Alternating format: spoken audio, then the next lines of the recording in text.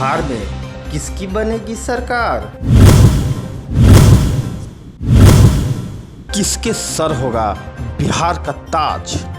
15 साल लालू प्रसाद, 15 साल नीतीश कुमार। कौन कर रहा है बिहार जीतने का दावा? क्या बिहार में फिर से आएगी लालू की सरकार या नीतीश कुमार ही पहनेंगे बिहार का ताज? दिखाएंगे हर खबर जनता एक्सप्रेस लाइव के साथ। जनता एक्सप्रेस, जनता की बात, जनता के साथ। कश्मीर से धारा 370 हटाने के सवाल पर स्थानीय नेताओं ने बहुत कुछ कहा था, लेकिन ये केंद्र की मोदी सरकार ही थी जिसने तमाम विरोधों और विषम परिस्थितियों के बीच कश्मीर से धारा 370 हटाकर वहां अमन चैन कायम किया। ये बातें आज पूर्व केंद्रीय मंत्री और बीजेपी नेता गिरिराज सिंह ने आरा में कही। पूर्व मंत्री आरा के तरारी विधानसभा के सहारे इलाके में छोटी छोटी जनसभाएं करने पहुंचे थे। सहार के धनछुआ और पेराप में ग्रामीणों को संबोधित करते हुए गिरिराज सिंह ने इस बार भी बिहार में एनडीए की सरकार बनाने और विपक्षियों के मुगालते में न फंसने की लोगों से अपील की। वहीं कोरोना काल में केंद्र की मोदी सरकार द्वारा लोगों को पूरी मदद दिए जाने की बात कहते हुए गिरिराज सिंह ने तरारी सहित आरा की सभी सीटों पर एनडीए प्रत्याशियों के विजयी होने की बात कही। जन धन खाते में पैसे देने की बात से लेकर केंद्र की कई योजनाओं की बात कहते हुए गिरिराज सिंह ने कोरोना काल के 8 महीनों के दौरान ग्रामीणों को मुफ्त अनाज देने की भी बात मौजूद लोगों से कही। दूं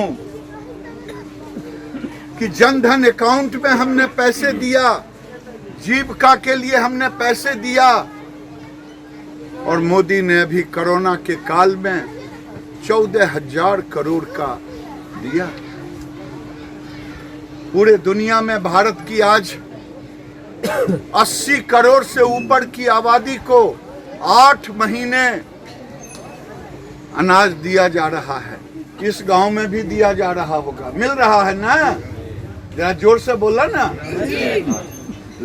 जे लेला है से बोलो।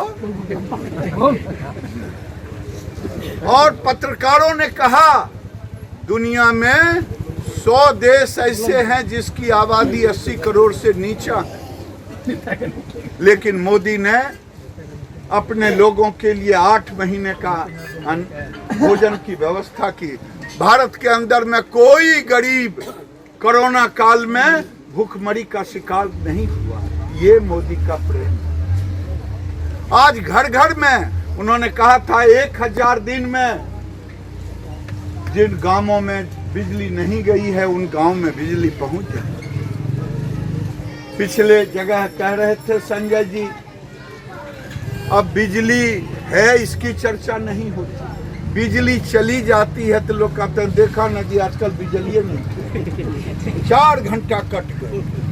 याद करे लालू जी के राज में तब वही मोदी है तो ये भारत अभी तक सुरक्षित है। मेरा आप सबों से निवेदन है कि कश्मीर से आपका रिश्ता सीधा हो या ना हो, कश्मीर आप गए हों या ना गए हों, लेकिन कश्मीर से कन्याकुमारी तक एक कानून नहीं था देश। मुफ्ती महबूबा मुफ्ती कहती थी, फारूक अब्दुल्ला कहते थे 370 अगर हटेगा यहाँ खून की होली होगी, कोई तिरंगा उठाने वाला नहीं होगा। मुझे याद है यही नरेंद्र मोदी गए थे झंडा फहराने के लिए एकता यात्रा से मुरली मनोहर जोशी के साथ। वो फोटो टीवी पर छप रहा है, किस ढंग से गए।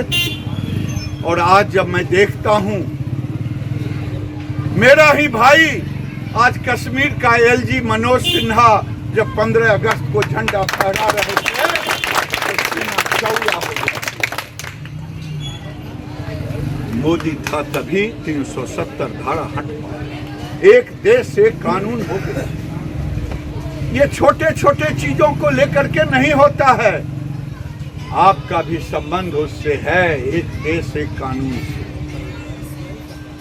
पिछले जगह कह रहे थे संजय टाइगर कि जब हम किसी चुनाव में जाते थे लोग कहते थे तो फिर आ गला कहवा कि वोटवा मांगे कि हम मंदिर वहीं बनाएंगे। आज तारीख नहीं बताएंगे। आज देखिए देश के अंदर में मोदी के कारण आज केवल आधारशिला नहीं, अब भव्य की ओर जा रहा है। लेकिन आज आपके अंदर और हमारे अंदर नहीं रहने पर तो सैकड़ों प्रश्न आप करते हैं, बन जाने के बाद कोई प्रश्न खड़ा हुआ है?